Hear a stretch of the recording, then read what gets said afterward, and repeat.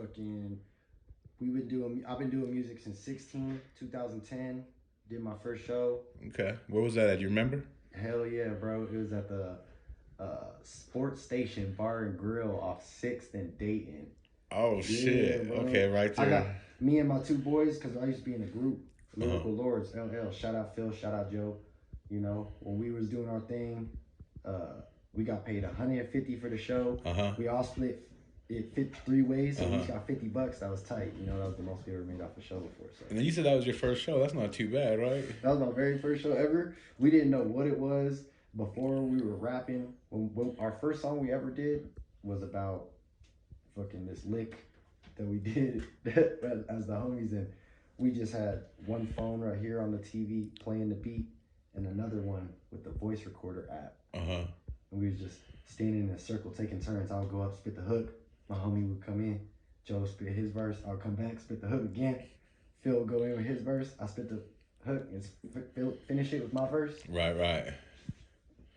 It was trash. I was gonna say. But it was sick, the lyrics, but the quality. Yeah. Oh my god. Yeah, I was trying. We've heard all kinds of shit. Huh? We've heard like fucking MC Hammer microphones. Oh, that shit. We heard fucking telemarketing fucking microphones with the headphones. What else? That's right.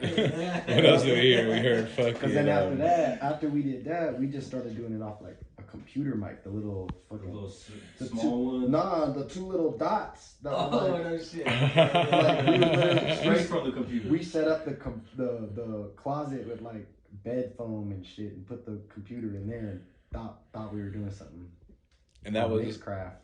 Man, that's crazy, man. Everyone has their own kind of little way that they're trying to figure it out. You know what I mean?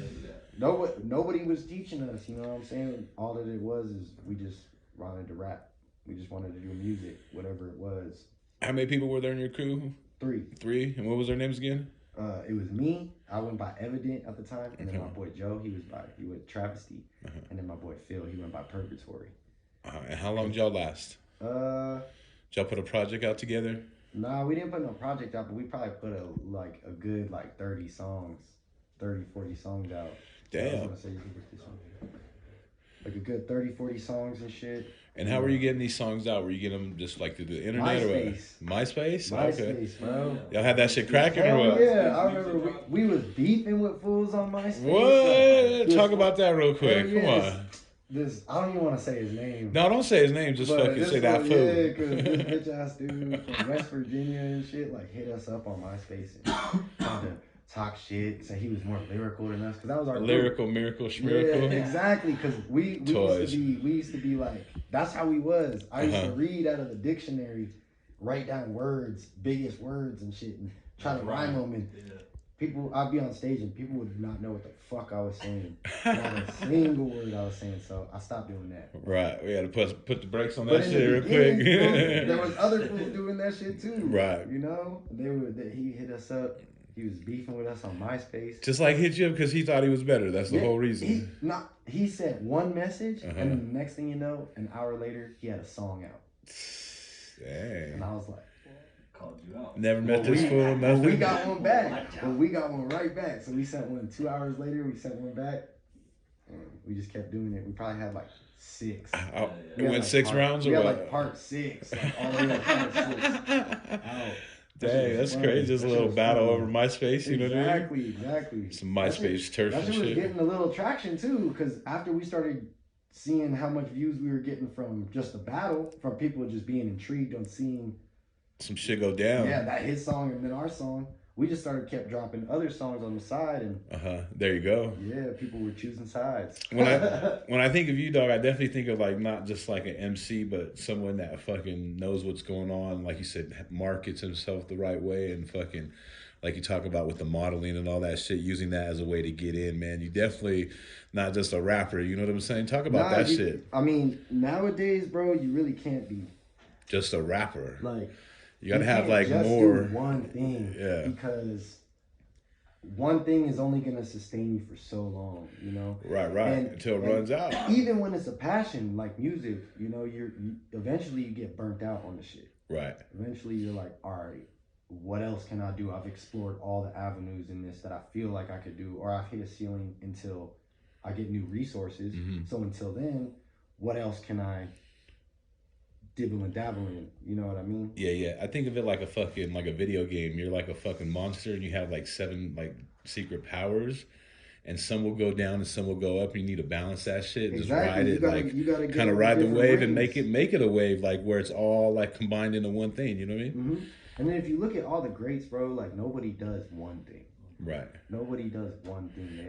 We were talking about the other day, like Luda being a DJ. Like, I mean, that's the smartest thing right there. Is honestly, like, start DJing first, get a job at the fucking radio station, and then start rapping. Yeah, build connections, and then fucking launch your rap career, and you'll be successful. I mean, you never know. Like, who was it? Who was it? Lil Xan was a photographer. Mm-hmm. He was a photographer, and the next thing you know, people just that was his end. You know what I mean? And exactly. You never know who you're gonna run into, take a picture for, or some shit, man, or model a brand for, and then somebody's gonna see you. That's how a lot of people, when Kanye would see him, you know, he would see them based off their look, put them in the fashion show. Next thing you know, they would blow the fuck up. Right. How did you get into modeling? From a music conference, actually. I was at a music conference trying to get recognition for my music. You know, these people, my homie Michael Gomez, he would bring all these different influencers in the music. You know, he would bring like Simone Amelia. She was like a radio host and co-host with DJ Green Lantern. He's just plugging you with people. Yeah, like he had Vanessa Satin from Double XL come through. Reggie Hawkins, the president from Sirius Radio, Sirius XM. Big wigs in the motherfucking Big wigs building. in the game, having them come down to Denver and see like the talent that we have out here. I paid to be on it and everything like that. Like got a bunch of money fundraised for it so that way I could perform one song, you know. And how much that shit cost? I mean, it really wasn't a limit. It just depend on how much.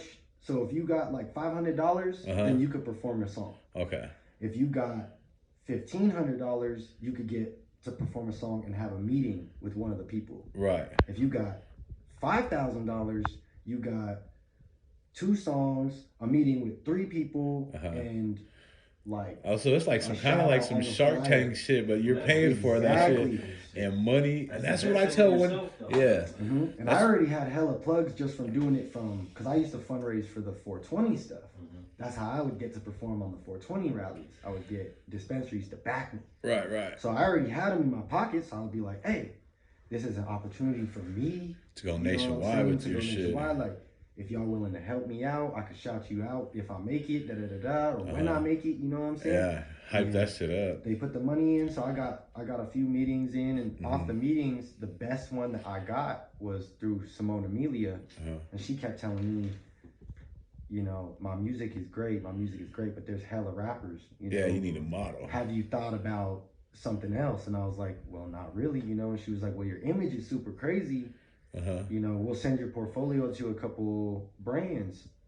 Maybe they'll hit you up and pay you for some pictures or send you some gear and stuff like that. Next thing you know, I had like 6 companies hitting me up. Nice. You know, we were sending them out. We was modeling shit for Spray Ground, Public Trust, like Riot Society, all different kinds of brands that are like big name brands. Right. So, and they just hollering at Derrick. It was putting money in my pocket for a little bit, giving me free clothes and shit, and then allowing me to get my name into the game as far as people being like, I can rap on your commercial. You know what I mean? I can model and do this shit. Because they would ask me, you know, what else do you do? What else do you do? Yep, exactly.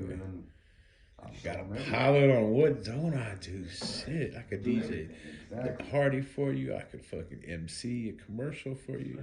Could tell a couple funny motherfucking jokes. Exactly. For you. Hey, I'm working on that actually. I ain't walking your dog, but I'm trying to write a movie. I wrote a blunt for you. You know what I mean? Exactly.